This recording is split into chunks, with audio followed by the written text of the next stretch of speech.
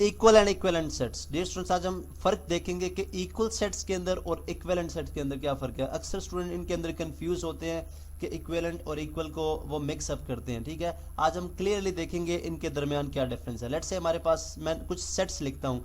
ए हमारे पास सेट है जो कि है 1 3 5 7। ठीक है, इसी तरह बी हमारे पास सेट है जो कि है 3 1 5 7। इसी तरह एक हमारे पास सी सेट है जो कि है W X Y and Z। ठीक है, इसी तरह हमारे पास एक डी सेट है जो कि है 1 3 5 7 9 10। ठीक है, अब आप देखिए हमने सेट्स लिखे हैं, 4 हमारे पास सेट्स हैं। ठीक है, अभी हम देखते हैं इक्वल और इक्विवेलेंट सेट्स में, यानी आपस में सेट्स का मुआवजा करेंगे, कंपैरिजन करेंगे और देखेंगे कौन सा सेट किस सेट के इक्वल है और क्यों इक्वल है, और कौन सा किसके इक्विवेलेंट है और क्यों इक्विवेलेंट है। ठीक है, अभी देखते हैं जी हम लेट्स से सबसे पहले हम सारे सेट्स के जो एलिमेंट्स हैं उनकी तादाद को काउंट करते हैं। अगर मैं सेट ए को देखूँ तो इसके अंदर 4 एलिमेंट्स हैं इसके। ठीक है, 4 एलिमेंट। ठीक है, इसी तरह अगर मैं बी सेट को देखता हूँ तो 1 2 3 4, इसके अंदर भी कितने एलिमेंट्स हैं, 4 एलिमेंट्स हैं। इसी तरह अगर मैं सी को देखता हूँ तो इसके अंदर कितने एलिमेंट्स हैं, 4 एलिमेंट्स हैं। और अगर मैं डी को देखूँ तो 1 2 3 4 5 6, इसके अंदर 6 एलिमेंट्स हैं। ठीक है, अभी देखें जब हम इक्वल सेट्स की बात करते हैं तो इक्वल सेट्स तब होते हैं जब तादाद भी बराबर हो और जो सेट के अंदर एलिमेंट्स हैं वो भी आपस में बराबर हो। तरतीब आगे पीछे हो सकती है, जैसे कि हमने सेट की डेफिनेशन के अंदर बात की थी कि अगर देखिए हमारी ऑर्डर तब्दील हो जाए तो इससे सेट पे फर्क नहीं पड़ता, सेट का ऑर्डर हम तब्दील कर सकते हैं। अब अगर आप देखें तो 1 जो है वो 1 के इक्वल है, 1 इसके अंदर भी मौजूद है और 1 इसके अंदर भी मौजूद है ग्रीन येलो के साथ। ठीक है, इसी तरह अगर आप देखें 3 है और 3 इसके अंदर भी है। इसी तरह आप देखें 5 है। ठीक है, 5 है और 5 इसके अंदर भी है।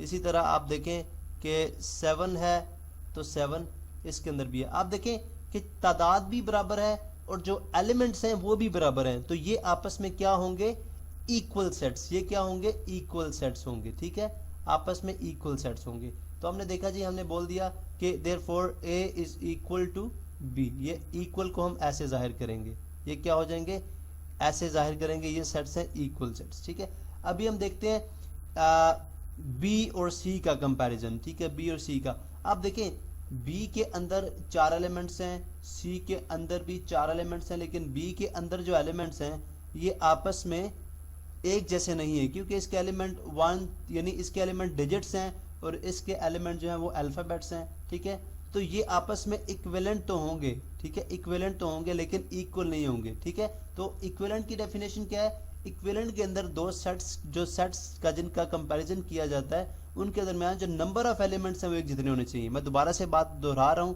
कि इक्विवेलेंट सेट्स के अंदर सिर्फ नंबर ऑफ एलिमेंट्स इक्वल होना यानी बराबर होना लाजमी है, लेकिन इक्वल सेट्स के अंदर नंबर ऑफ एलिमेंट्स के साथ साथ उन एलिमेंट्स का खुद भी आपस में बराबर होना, एक जैसा होना जरूरी है। तो हम यूं कह सकते हैं कि जो सेट ए है और जो इक्वल सेट्स होते हैं वो एक दूसरे का वो बेसिकली सिमिलर सेट्स होते हैं, वो एक जैसे सेट होते हैं, उनका ऑर्डर आगे पीछे हो सकता है। लेकिन जो इक्विवेलेंट सेट्स होते हैं वो एक बराबर सेट नहीं होते, बल्कि उनका सिर्फ नंबर ऑफ एलिमेंट्स आपस में बराबर होते हैं। तो हम कह सकते हैं कि A is equivalent to, sorry हम कह सकते हैं कि B is equivalent to C. ठीक है, हम ये बात कर सकते हैं कि B is equivalent to C, equivalent to C. ठीक है, ये सी।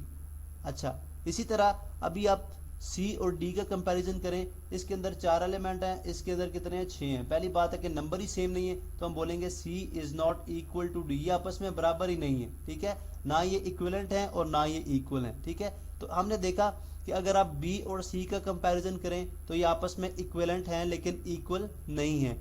ए और बी का कंपैरिजन जैसे कि हमने स्टार्ट में किया, ये आपस में इक्विवेलेंट भी हैं और इक्वल भी हैं, चूंकि इनका नंबर भी बराबर है और इनकी तादाद और इन एलिमेंट्स जो हैं वो भी एक जैसे हैं। इसी तरह अगर आप ए और सी का कंपैरिजन करें, ठीक है, तो ये भी आपस में क्या होंगे, इक्विवेलेंट सेट्स हैं, इक्वल नहीं है, क्योंकि इनके अंदर जो है नंबर नंबर जो है एलिमेंट्स की तादाद जो है वो बराबर है, लेकिन इसके ए के अंदर एलिमेंट्स डिजिट्स हैं और सी के अंदर एलिमेंट्स जो हैं वो अल्फ़ाबेट्स हैं, इसलिए आपस में इक्वल सेट नहीं होंगे बल्कि इक्विवेलेंट होंगे। तो हमने यहाँ से देखा कि इक्वल सेट्स के लिए नंबर ऑफ एलिमेंट्स के बराबर होने के साथ साथ एलिमेंट्स का खुद भी एक जैसा होना ज़रूरी है, ऑर्डर बेशक चेंज हो जाए, लेकिन इक्विवेलेंट सेट्स के अंदर सिर्फ दो सेट्स के जो नंबर ऑफ एलिमेंट्स उनका बराबर होना लाजमी है।